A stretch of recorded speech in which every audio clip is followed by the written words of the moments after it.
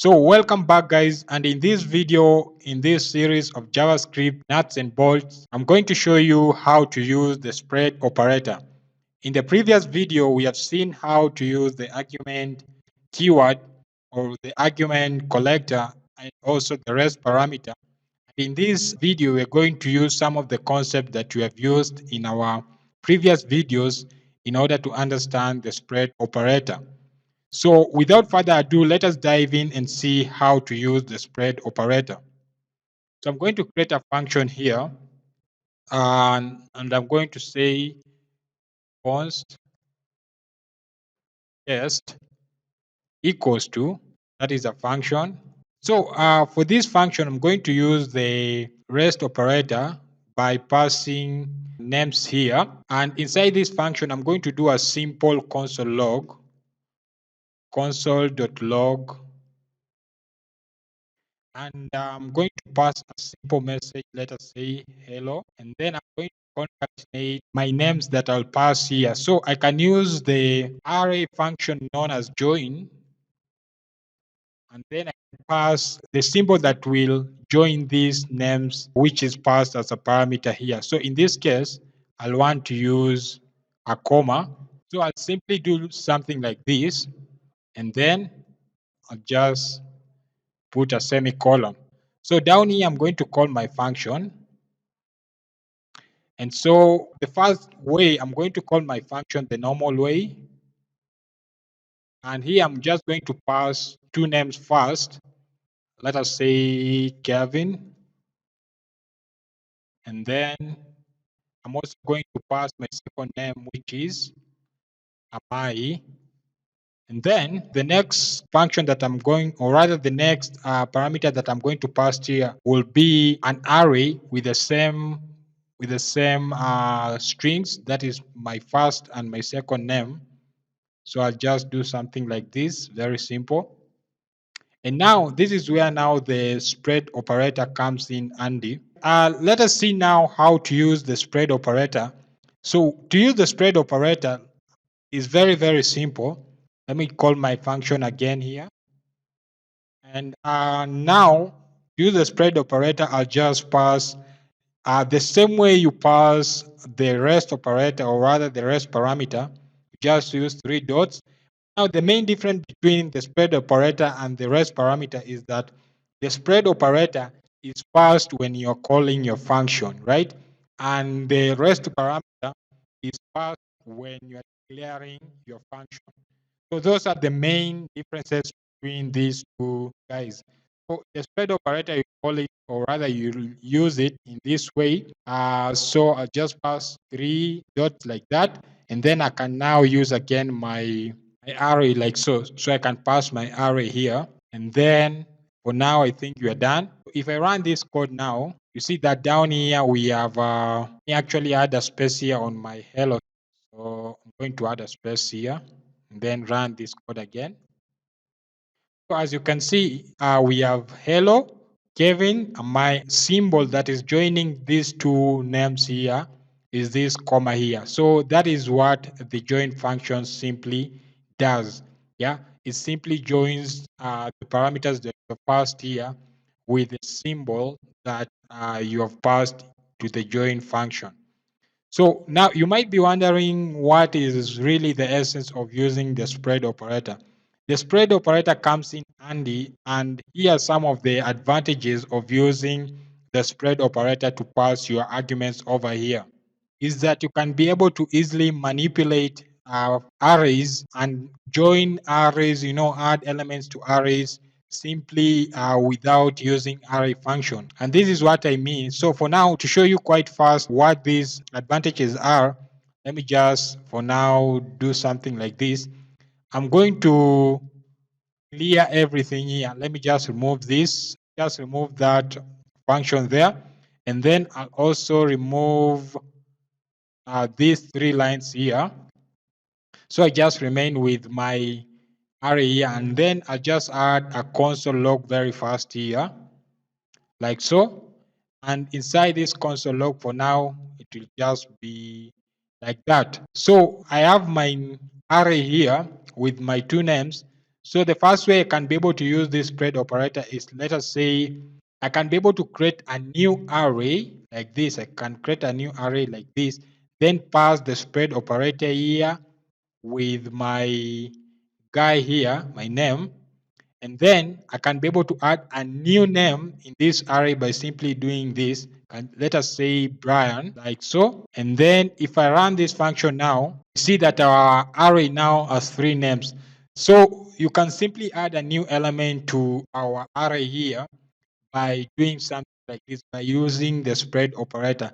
And that does not only stop there. You can also be able to like concatenate 2 functions, or rather 2 arrays, join 2 arrays together to form a new array by simply using this guy again. So I'm going to copy this array here, and I'm going to say other names. And now I can just put other names here. Let us say Steven.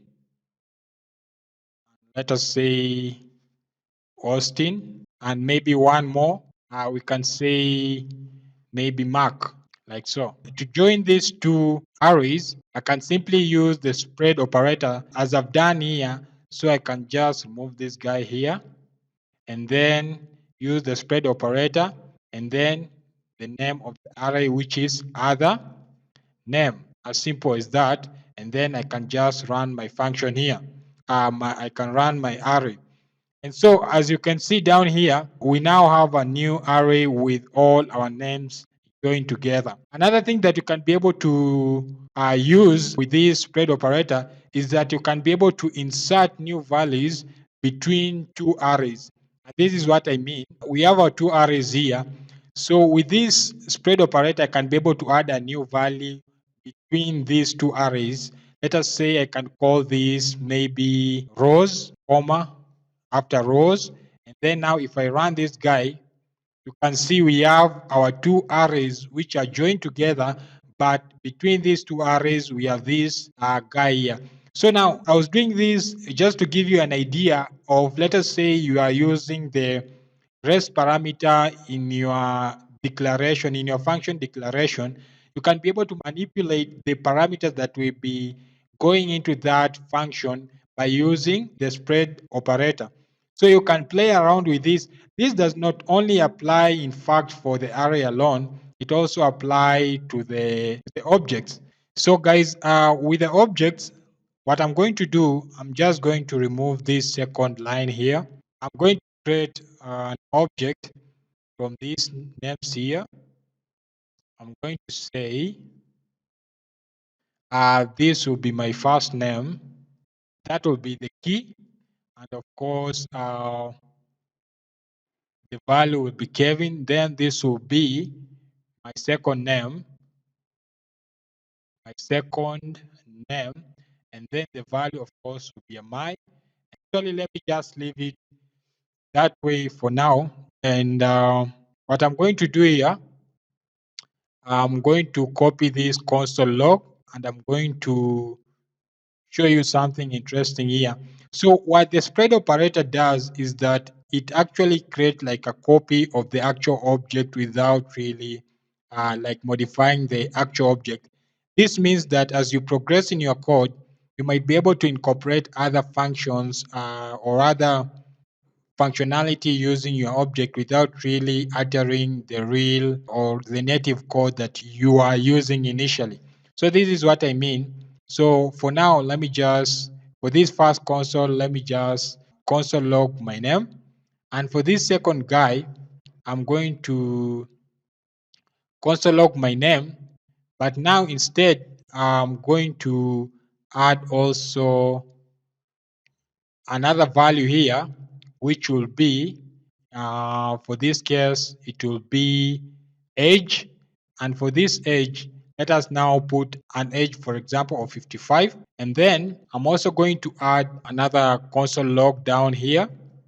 And for this console log, I'm going to add, or rather I'm going to change, let us say I'm going to try and change my second name and I'm just going to put Brian like so. So what I've done here, the first console just simply outputs the object. The second console tries to add a value or rather key value pair of age with the value of 55. And then the third console tries to modify the value of the second name to be Brian. And lastly, what I want to do here is that I want to console log my name again and see what will be the last value after doing all these changes. So I'll just remove all these other guys. And then, so let us run this code and see.